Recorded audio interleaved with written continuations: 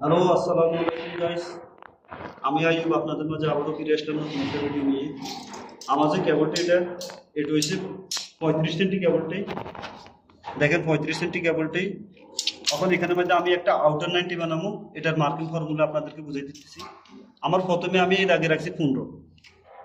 দেখছেন এখানে আছে 15 পরে আমার এখানে আছে 20 থেকে দিলাম, আমার এখানে আছে 24, এরপরে আছে 28, এরপরে আছে এখানে মাঝখানে যে দাগটা এটা আমি 10 সেন্টি রাখছি। আপনারা চাইলে 5 সেন্টি, 15 সেন্টি, 20 সেন্টি চাই, আপনাদের যা মন চায় তাই রাখতে পারেন।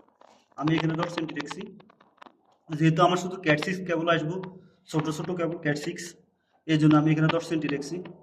10 থেকে আবার আমার এখানে 34 থেকে আবার এখানে 28, তার মানে আমি এখানে 4 সেন্টি রাখছি। কিন্তু এখানে আমার কেবলটার কলার হয়েছে 10 সেন্টি।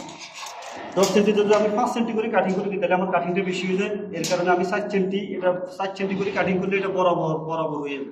তাই আমি 4 সেন্টি করে করছি। এটা হচ্ছে ডাউন সাইডের মার্কিং,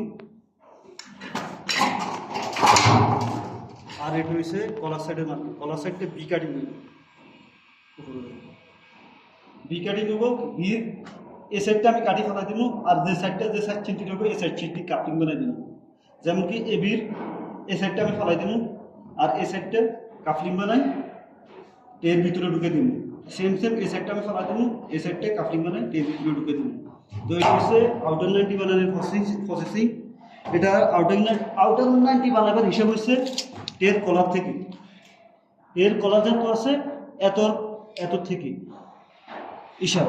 যেমন কি আমার এটা আছে 10 সেন্টি, এটা কলার আছে 10 সেন্টি, এখানে 5 সেন্টি করে কাটিং করা নিয়ম, কিন্তু 5 সেন্টি করে কাটিং করলে এটা বেশি ব্যাড নিবে। এর কারণে পারফেক্ট ব্যাড আইয়ে 60 সেন্টি করে নিবে। 60 সেন্টি করে 8 সেন্টি, আর যেগুলো 16 সেন্টি কাটিং করলে বরাবর আউটার 90 হয়ে যায়। তো এই 90টার এই প্রসেস। আর নিত্য নতুন ভিডিও পেতে আমার সাথে থাকেন, আমার চ্যানেলটা সাবস্ক্রাইব করেন। তো আপনাদের ভালোবাসা পেলে আরও নতুন নতুন ভিডিও বানাবো ইনশাআল্লাহ রহমতে। তো দোয়া করুন গাইস। আল্লাহ হাফেজ। আল্লাহর কাছে আমার আসসালামু আলাইকুম রহমতুল্লাহ বারাকাতু।